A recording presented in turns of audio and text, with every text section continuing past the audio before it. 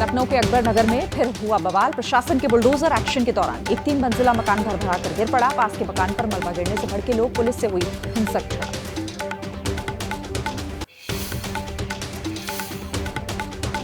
MP के रायसेन में diesel tanker के पलटने के बाद भड़की आग। धमाके के बाद उठती दिखी ऊंची ऊंची आग की लपटें। हादसे में ड्राइवर और क्लीनर की हुई मौत।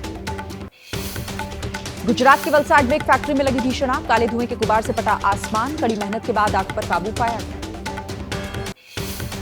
किसानों के रेल रोको आंदोलन का दिखा असर। पंजाब के अमृतसर में रेल पटरियों पर लेटे रहे किसान। पंजाब के जालंधर कैंट रेलवे स्टेशन पर आ रही ट्रेन को बीच में रोका गया। रेल इंजन पर झंडा लेकर चढ़ गए किसान। मोहाली के लालरू में रेल ट्रैक पर बैठे किसान। अंबाला से चंडीगढ़ रेल ट्रैक को ब्लॉक किया गया।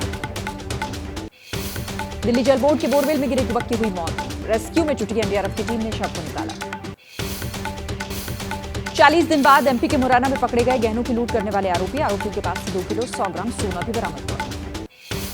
मुंबई के दिल्ली पहुंचे आइसलैंड के विदेश मंत्री एस जयशंकर से हुई मुलाकात। दोनों के बीच निवेश को बढ़ाने पर हुई बात।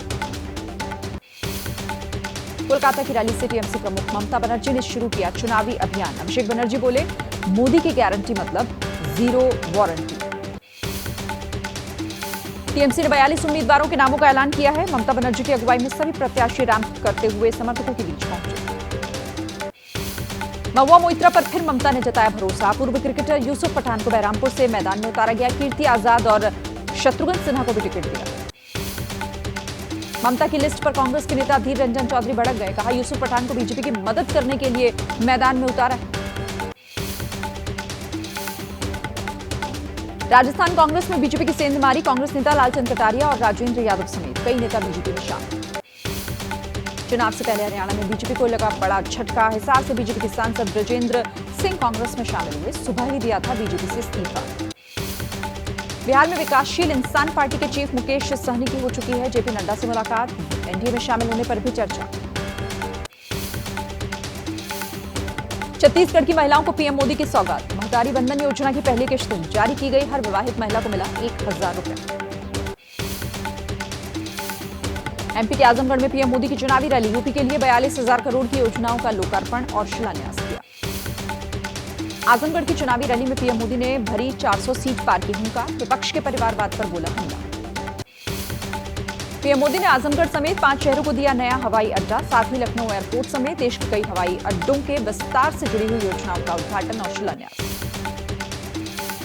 लखनऊ में चौधरी चरण सिंह एयरपोर्ट के टर्मिनल 3 का पीएम ने किया ऑनलाइन उद्घाटन। कार्यक्रम में राजनाथ सिंह मौजूद रहे। बोले, सरकार ने गरीबी अमीरी की खाई को पाटने का काम किया। कल शाम 7 बजे होगी बीजेपी केंद्रीय चुनाव समिति की बैठक। लोकसभा चुनाव के लिए दूसरी लिस्ट पर लगेगी फाइनल मुहर। कांग्रेस सीईसी की बैठक भी कल। भारत जोड़ो यात्रा के दौरान सूरत पहुंचे राहुल गांधी। सरदार सरोवर आश्रम का राहुल ने किया दौरा। कांग्रेस से निष्कासित आचार्य प्रमोद का राहुल गांधी पर बड़ा हमला। बोले, कांग्रेस के विनाश के लिए राहुल है जिम्मेदार। लखनऊ में अखिलेश यादव बोले, इस बार चुनाव में संविधान के रक्षक एक तरफ, संविधान के भक्षक एक तरफ। हरियाणा के कुरुक्षेत्र में अरविंद केजरीवाल बोले, इस बार चुनाव में एक तरफ देशभक्त हैं तो दूसरी तरफ अंधभक्त।